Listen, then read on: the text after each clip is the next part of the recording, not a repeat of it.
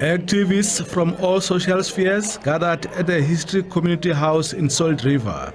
Mellet, author of several publications, including the book titled The Lie of 1652, a precursor to this one, points out that slavery is at the core of social inequality, which glaringly persists in all facets of modern society.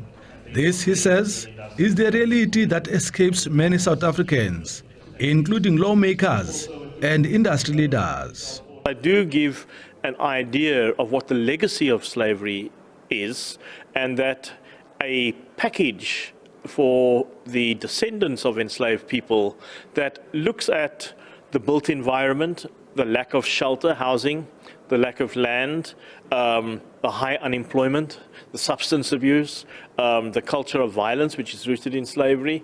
All of these things together need to be looked at, and it has a monetary value. And the countries that benefited, particularly the Netherlands and the United Kingdom, have a duty to give reparation and restitution to the descendants who live with terrible legacies because of slavery today. Cape slavery as a crucial feature of maritime capitalism then moved to become the cornerstone of the Cape's agricultural economy. Mellet says South Africa's economy was dependent on enslaved people's labor for over 150 years. That many people think of Cape slavery as being peripheral to the South African story, that what we had here was a milder version of slavery or a benevolent version of slavery, and nothing can be further from the truth. Our entire economy for 150, 180 years was dependent on enslaved people's labor. In East Africa, they refer to enslaved people as urumwa, the used people. And essentially, it was expropriation of labor without compensation. Those that attended the book launch agreed that people in South Africa, and especially in the Western Cape, are still suffering from the impact of slavery. Patric Mellet's book on slavery in the Cape is really a vital and timely contribution to studying and understanding our history. And from my own perspective, one of the reasons is that today in South Africa, and more especially in the Western Cape, we are still suffering from the legacy of slavery.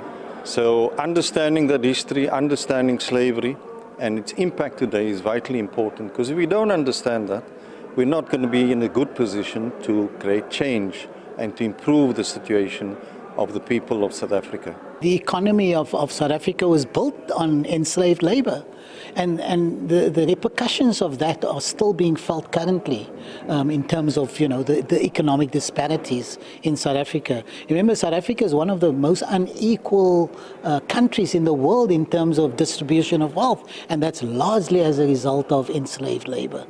It is being said the truth about Cape slavery makes the connection between South Africa's history and the situation it is in today. Mr. Mellet's book is once again a brilliant tour de force, one can say.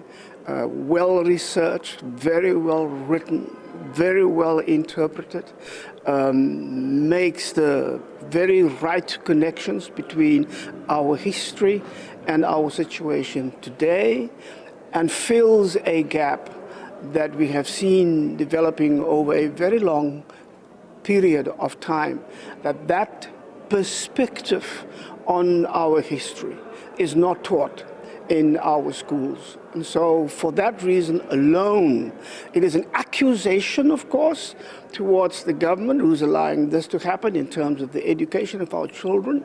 Activists say the book's perspective on history is not being taught in South African schools, but if it was, it would have a positive influence on the nation's collective psyche. I'm Lamli Maneli for SABC News in Cape Town.